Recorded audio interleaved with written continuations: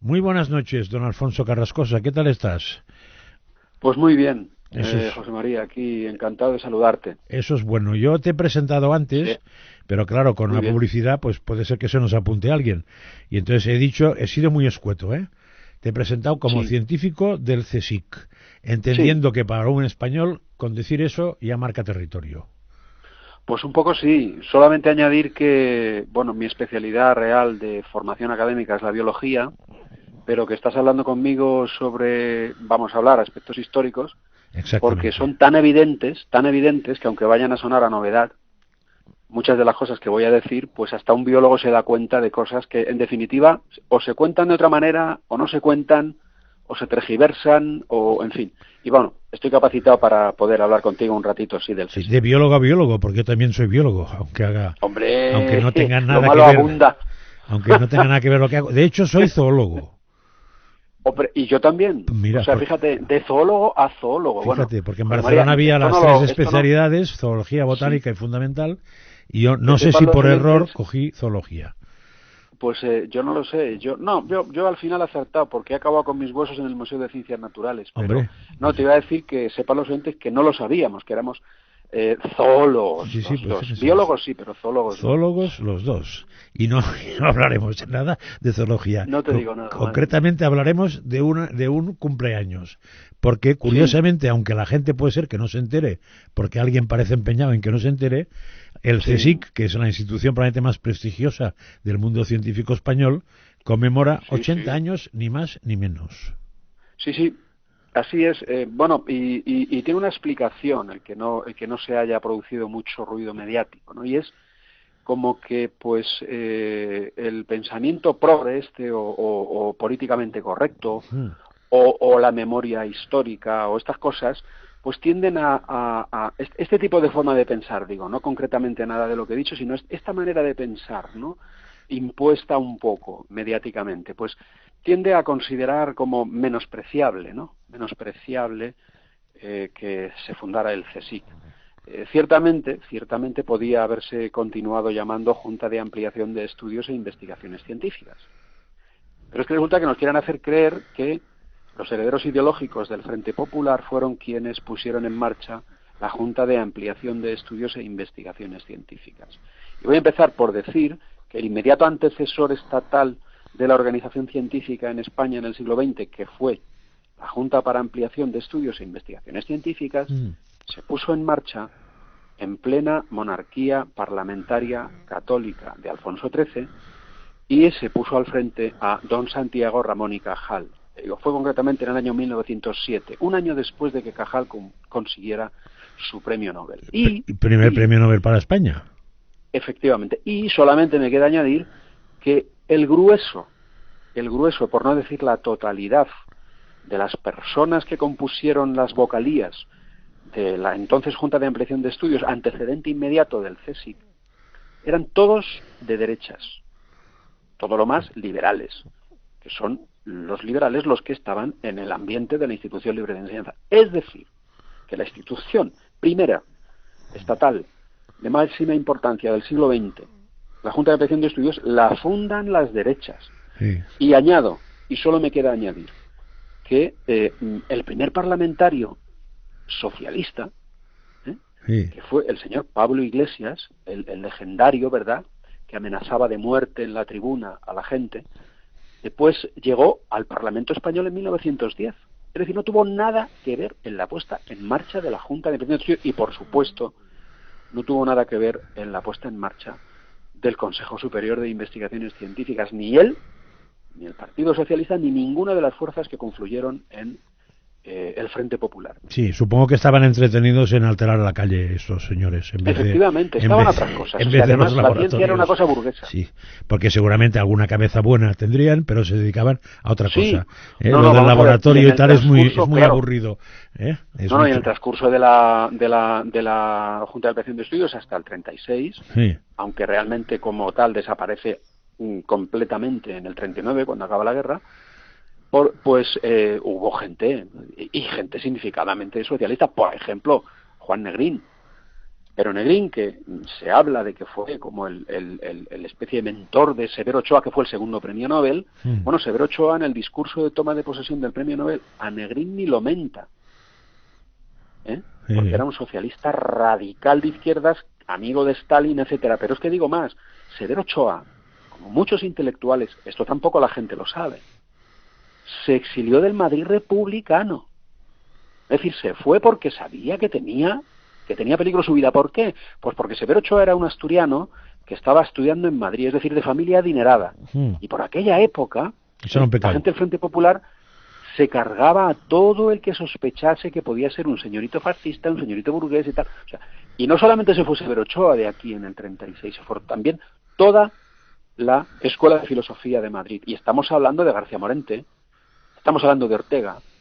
Es decir, o sea, que se nos están contando las cosas de una manera que, claro, entonces, ¿qué pasa? Pues que este avergonzamiento del pensamiento progre sobre los orígenes del CSIC es lo que hace que esta conmemoración de los 80 años, que en cualquier sitio se había metido hasta la sopa, quiero recordar la del 75 aniversario, pues no se le da mucha importancia, porque es como una cosa, ¿no? Sin importancia, y sí la tiene porque es una prueba irrefutable de que durante el siglo XX, la mayor parte del siglo XX, el desarrollo científico español lo capitanearon las derechas. Sí. Bueno, que supongo que lo capitanarían las personas que eran de derechas, pero quiero decir que... Quiero decir que en el fondo la gran diferencia puede ser que si lo capitanea la izquierda, pues te tragas izquierda por la mañana para desayunar, para comer y para cenar, y cuando lo capitanea gente de derechas, pues no van diciendo somos de derechas. Exactamente. Sino que lo que van diciendo, el que sabe de inmunología habla de inmunología, el que sabe de historia habla de historia, etcétera. Y sí que es verdad que Severo Ochoa, todo el mundo sabe que se exilió, pero normalmente no se pone por qué. Se pone que se exilió, y entonces la confusión es evidente, porque en España, en aquella época, ¿quién se exilió? Pues los señores que perdieron la guerra, ya está. Te quedas con eso y ya no hace falta poner calificativos. No fuera caso que alguien supiera por qué se exilió Severo Ochoa. Pues es muy Otra cosa de estas alucinante, que es súper tópica, es que la gente habla mucho, por ejemplo, me ha venido ahora de Doñana, y que Doñana Franco lo quería aquello convertir en un eucaliptal. Y la gente no sabe que en el gobierno del Frente Popular, siendo alcalde de Ayamonte, un señor del Frente Popular, pues estuvieron a punto de expropiarla y de convertirla en arrozales. Está bien, eso también. En plena Segunda República, el Frente Popular. ¿Y cuándo se convirtió Doñana en un parque nacional? ¿Y cuándo se convirtió Doñana en un centro de investigación? Pues se convirtió durante la dictadura de Franco, gracias a que los intelectuales que pudieron soportar ese régimen, que se quedaron aquí en España, tiraron adelante. Y estoy hablando ya de los fundadores del CSIC. Es decir, que Doñana lo llegaron a proteger quienes lo llegaron a proteger y cuándo lo llegaron a proteger, y nos están haciendo creer que los mayores enemigos de Doñana fueron quienes estuvieron aquí durante lo que se denomina dictadura de Franco. Pero eso no se sostiene científicamente, miren ustedes. O sea, Doñana lo fundaron los supuestos fascistas intelectuales que no lo eran de ninguna manera, quienes estaban aquí trabajando en la investigación en el CSIC, que por cierto, el CSIC, César Nombela lo ha llegado a decir, y César Nombela es una eminencia, cualquiera lo puede buscar en Google, que era la única posibilidad que había de continuar con la ciencia. Hacer una lamentable criba ideológica, pero no fueron los intelectuales del CSIC los que lo hicieron, lo hizo la situación, y por eso se exiliaron algunos, después de la zona nacional, o no volvieron a los que les pilló fuera. Pero que había una guerra ideológica, no cabe duda, pero es que el propio Castillejo, secretario general de la Junta de Ampliación de Estudios, se tuvo que exiliar del Madrid republicano porque estuvieron a punto de darle el paseo. Y esto tampoco la gente lo sabe. O sea, fueron a por él. La residencia de estudiantes, querido José María, no la cerró Franco, ni la cerraron los fachas, como se llama aquella gente. No. Se instaló una división motorizada. Y esto lo ha contado el que era entonces director de la residencia de estudiantes, Alberto Jiménez Fraud.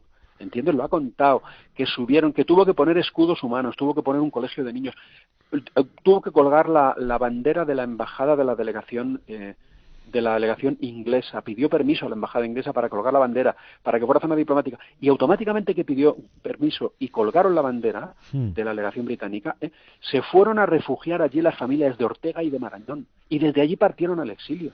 Es que todas estas cosas no se cuentan. No, claro, se cuentan a medias. O las cuentas tú o poca gente más sabe de...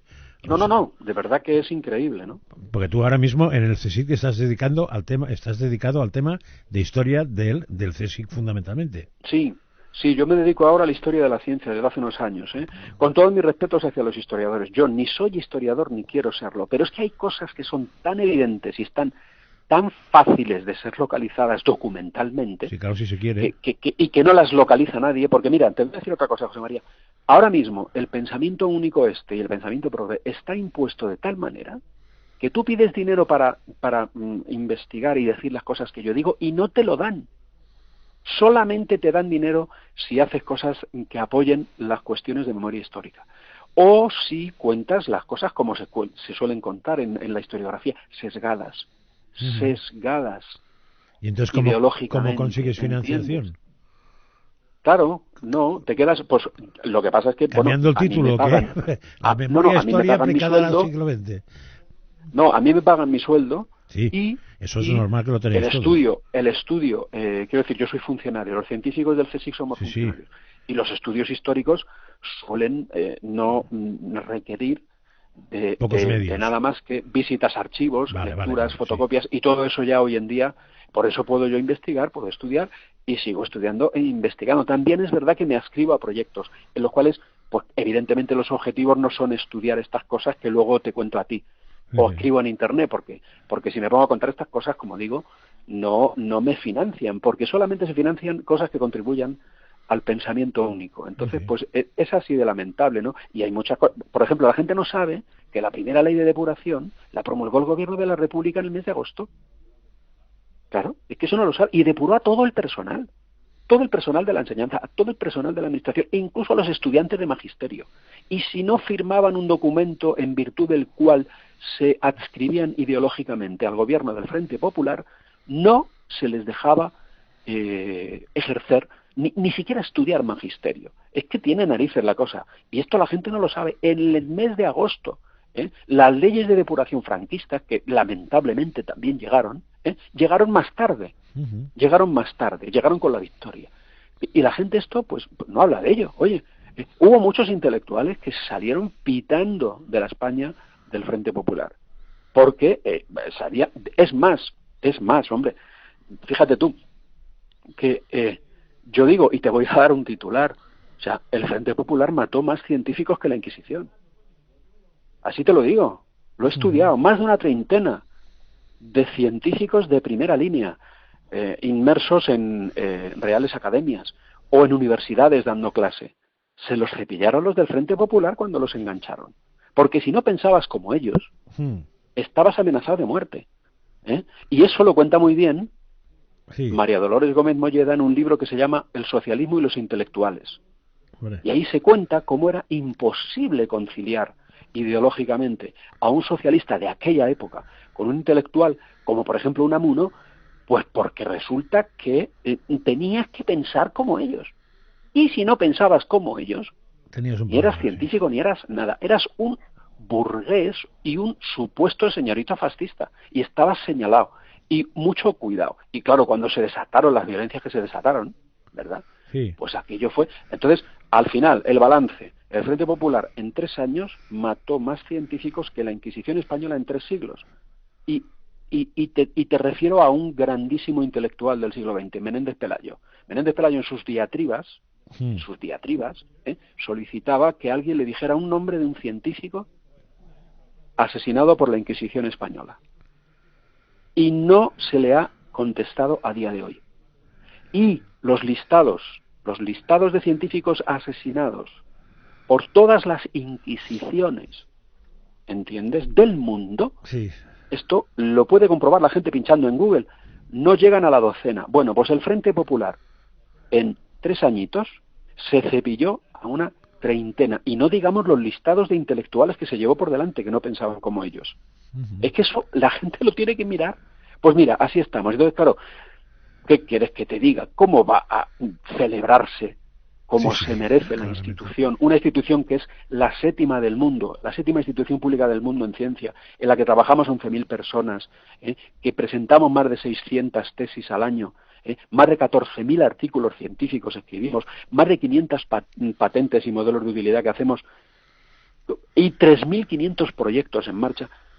Pues fíjate, eso la gente ni lo sabe ni lo va a saber, porque porque no se celebra, porque da miedo, porque la presidenta actual, pues claro, da miedo porque si lo celebra mucho o lo conmemora mucho, que está haciendo cositas, pero muy pocas, en un perfil muy bajo, pues se la pueden echar encima. Está claro, los intelectualoides, progresoides. Claro. Pero es curioso porque acabas de dar unas cifras que son bastante espectaculares, Hombre, y que la gente no sepa, es que la gente no es que no sepa que estamos en el 80 aniversario, es que no le suena lo que es el CSIC. Lo máximo que le puede sonar a algún tipo de encuesta, o si no a un sindicato, porque hay un par de letras o tres que coinciden. Pero que hay un Centro Superior de Investigaciones Científicas en España, que tiene sedes en muchos sitios, donde trabajan señores por oposición y su característica no es que hayan tecleado muy bien y aprobado una prueba de mecanografía, sino que son científicos de alto nivel. Eso le suena a chino, yo creo que al 90 y pico % de los españoles, y de menos de 30 años a todos. Sí, 120 institutos, macho, repartidos por todas las autonomías. Pues fíjate, o sea, en España. Eso no 11.000 personas. Te quiero decir que, además, fíjate, te voy a decir otra cosa sorprendente, que la gente tampoco sabe. O sea, lo que es la profesionalización científica, José María, es decir, la aparición de la figura del científico profesional, que es aquel individuo o individua que se dedica solo y exclusivamente a hacer investigación científica, como un servidor tiene la honra de encontrarse. Esa figura de científico profesional liberado de enseñanza docente en la universidad, esa figura aparece en el Consejo Superior de Investigaciones Científicas. Es en esa etapa de la historia, no con anterioridad. No, en esa etapa de la historia. O sea, que la, digamos, erección de la profesión de científico, la puesta de largo de la misma, se hace dentro del CSIC. Aparece la figura de colaborador científico, luego la figura de investigador científico, la figura de profesor de investigación, que son simplemente niveles de experiencia y de prestigio. Pero a lo que quiero ir a parar es a que existe mucha ignorancia. Y fíjate tú que, sin embargo, cuando haces una encuesta, los sociólogos hacen encuestas y dicen, bueno, vamos a ver, ¿qué institución reconocen, vamos a decir así, los españoles, como más ligada a la palabra ciencia? Pues los pocos que contestan dicen el CSIC. A mí me gustaría que hicieran en estos programas que hacen los progres tan sencillos y tan simples, ¿no? De preguntar por la calle, ¿no? Estas cosas que además son muy graciosas, hombre, pues podían preguntar, dígame usted el nombre de una institución científica, y se darían cuenta de que no se conoce. Y no se conoce pues porque ellos no hacen porque se conozca demasiado. No lo hacen. No hacen nadie. Es como si, pues no sé. Engañes, Claro, como no lo hicieron ellos, al final yo digo, como los herederos ideológicos del Frente Popular. Pero entonces, ¿quién y cuándo se funda, no lo que me has dicho, sino el CSIC? Sí. El CSIC es en noviembre del año 39, recién terminada la guerra. Hay una serie de personas. O sea, estamos. Mira, gracias por retomar un poco el origen de nuestra conversación, porque es clave. Muy interesante, eso. Claro. No, hombre, lo que has dicho me parece muy interesante, pero marquémoslo exactamente cuándo. Sí, pero claro. En noviembre del 39 hay un señor que se llamó José Ibáñez Martín, que llegaría a ser ministro de Educación Nacional entonces, y luego se inventaría para el ministerio, que duraría muchos años, Ministerio de Educación y Ciencia, se lo inventó este señor, José Ibáñez Martín. Este señor era abogado y licenciado en Filosofía y Letras, tenía 2 licenciaturas. Y luego, en las oposiciones de profesor de instituto, de catedrático de instituto, pues sacó el número 1 de España. Era un humanista, un tremendo admirador de Menéndez Pelayo, que había muerto un porrón de años antes, ¿me entiendes?, de que existiera, de que estallara la guerra civil, que la gente se cree que era franquista, pero es verdad que toda la ideología esta del nacionalcatolicismo y el franquismo cogió a Menéndez Pelayo un poco como referencia, pero Menéndez Pelayo es un intelectual de un calibre, bueno, a lo que voy. José Ibáñez Martín. De lucha igual lo cogió de Viriato, pero Viriato no era franquista tampoco, sí. Efectivamente. Entonces, José Ibáñez Martín es un señor que fue político. Concretamente, en el gobierno del Frente Popular, él era representante de la Confederación de Derechas Autónomas, ¿no?, de la CEDA. Entonces, era de derechas, bien. Además era un hombre muy, muy, muy religioso y lo declaró en el Parlamento. Entonces tenía todas las papeletas para, pues que lo cogieran aquí en Madrid, que vivía en Madrid, sí. Y se evadió, se tuvo que ir.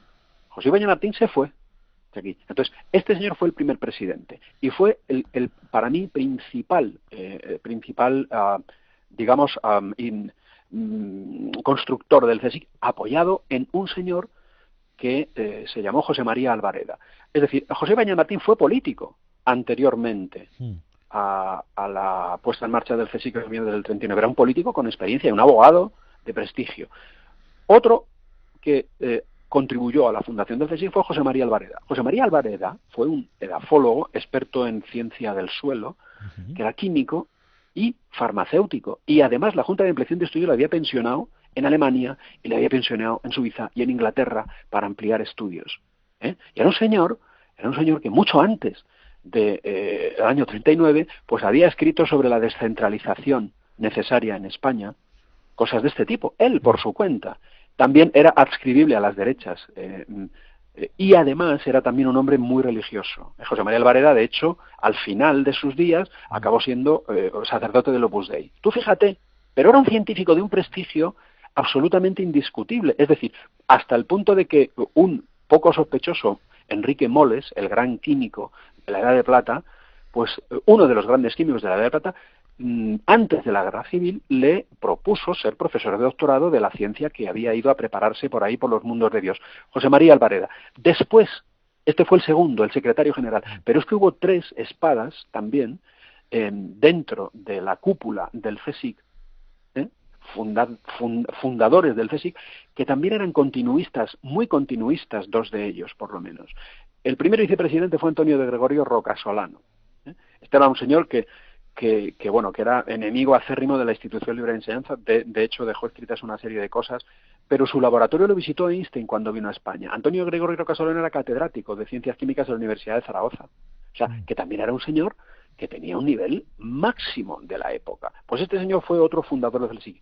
Pero los dos más continuistas que me quedan como vicepresidentes fueron Miguel Asín Palacios, uno de los principales arabistas e islamólogos, que fue fundador del Centro de Estudios Históricos de la Junta de Ampliación de Estudios, en época de monarquía parlamentaria de Alfonso XIII. Miguel Asín Palacios, que era un científico de prestigio nacional e internacional, miembro de varias academias, etcétera. Pues este señor fue vicepresidente del CSIC. Y fíjate tú ya, para mayor INRI, era cura. Pero es que este señor no le discutía la autoridad que tenía nadie. Pues este fue un vicepresidente del CSIC. Y el último en discordia fue el vicepresidente tercero, Juan Marcilla Arrazola. Juan Marcilla Arrazola era catedrático de la Escuela de Ingenieros Agrónomos, con anterioridad a ser vicepresidente del CSIC. Pero es que además la Junta de Ampliación de Estudios le había conferido el honor de ser director de uno de sus centros, el Centro de Investigaciones Vinícolas, antes de la Guerra Civil. Es decir, que en la cúpula del CSIC había gente que había tenido y triunfado en el ambiente académico con anterioridad a la Guerra Civil. ¿Por qué? Pues por lo que te digo, porque deseos de regeneracionismo a principios del siglo XX tenía todo el mundo, mucho más las derechas que las izquierdas, muchísimo más, que todavía no habían asomado el bigote del todo por los parlamentos. Pero te digo más, toda esta gente, al final, acabó siendo la que dirigió los destinos de esta nueva organización científica que conocemos como CSIC. Lo lamentable es efectivamente pues que las guerras ideológicas impusieron el exilio a bastantes figuras relevantes de la ciencia española con proyección internacional. Pero eso no es menos cierto que muchos se quedaron porque no habían tenido una significativa unión con el Frente Popular, porque no habían sido personas que públicamente se declararan a favor de la causa republicana, como la inmensa mayoría de los científicos de hoy, José María, es que, el científico que de política pasamos un poco. Sí. Sí, sí. ¿Entiendes? No está en su cabeza, la verdad es que el científico, esa figura del científico despistado no es muy real, pero sí es muy real en cuanto a despistado de las preocupaciones que a mucha gente le llevan muchas horas y que Sí. no tienen por qué llevártelas. Sobre todo los científicos experimentales, como otra estos cosa, que te he sí. comentado, que llevaron adelante la fundación del CSIC, o sea, Alvareda, Marcilla y Rocasolano. Miguel Asín Palacios era de Humanidades. Los humanistas siempre están más ideologizados, los científicos humanistas, ¿no? Y tienden bueno, por los historiadores, oye, lo que yo llamo leyenda progre es el modo de contar la historia contemporánea de la España del siglo XX, que es heredera directa de la leyenda negra. Y esto lo han fomentado historiadores que, por ejemplo, pues de los científicos no cuentan a lo mejor su faceta religiosa, o no cuentan su adscripción ideológica, y hablan de ellos dejándoles en una neutralidad que al final lleva al lector a pensar que son de la ideología del historiador que cuenta su vida, que suele ser la ideología triunfante que tienen son izquierdas, o sea, hay un grueso enorme de humanistas impregnados de este pensamiento único, que son los que triunfan en los concursos públicos de financiación. Ahora mismo se está metiendo un montón de dinero en la financiación de cuestiones relacionadas con la memoria histórica. Hombre, claro, sí, eso es lo que toca. Y se está metiendo un montón de dinero en cuestiones que tienen un interés político absolutamente indiscutible y un perfil ideológico perfectamente definido. O se están metiendo fortunas en estudios de ideología de género, que consisten básicamente, para que lo sepan los oyentes, en quitarle, en vez de decir sexo, decir género, pero que no demuestran nada, o no demuestran todas las cosas que nos están queriendo hacer entender que tienen base científica. No tienen base científica, pero se les pone el nombre, se juega con las palabras, pues el modo de contar las cosas, en definitiva, José María, es muy importante, y sinceramente se están contando y se han contado de una forma interesada, y conviene que haya, pues que me da la oportunidad, opiniones contrastadas. Y más que te daré, pero ¿eso está pasando en el CSIC o no? ¿En el CSIC estáis notando ese tipo de influencia o gracias a Dios vais, diríamos, es una estructura que es suficientemente grande y sólida como que vaya avanzando a pasos normales? Hombre, vamos a ver, muy fuera de las intemperies políticas?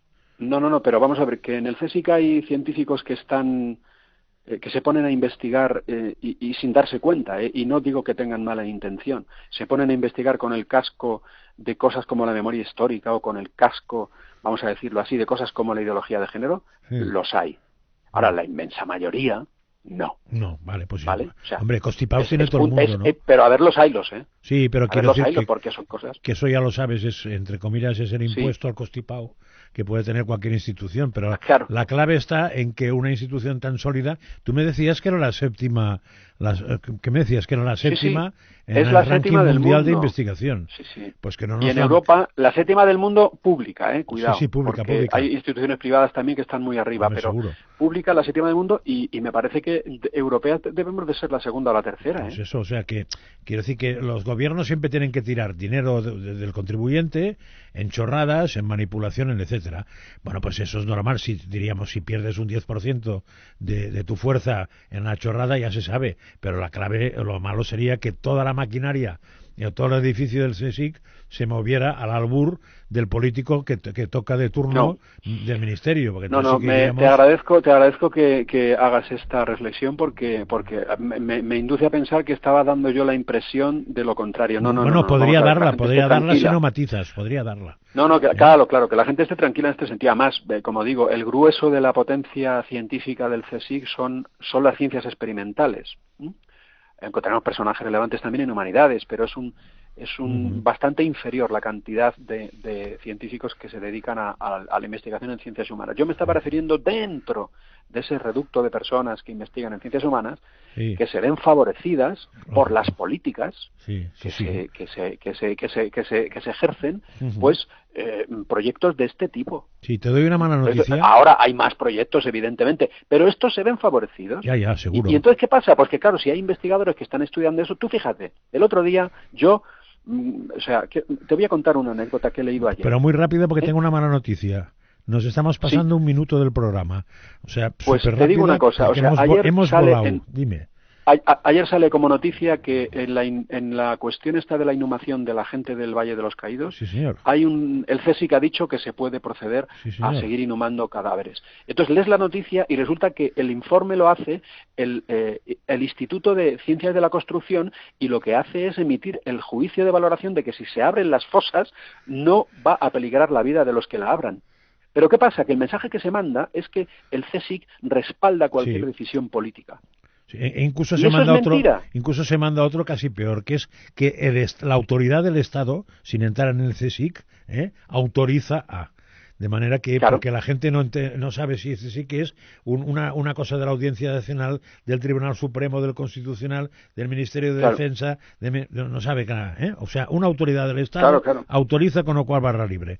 Nos tenemos que ir, pero te emplazo a la sesión 2, que a mí me gustaría que fuera sobre el libro que acabas de publicar, Iglesia Católica y Ciencia en la España del siglo XX. Sí, José María. A mí me interesa y a mí muchísimo hablar contigo. Y además, un abrazo muy fuerte. Un abrazo muy fuerte y descansa. Gracias, Alfonso. Vale. Hasta luego.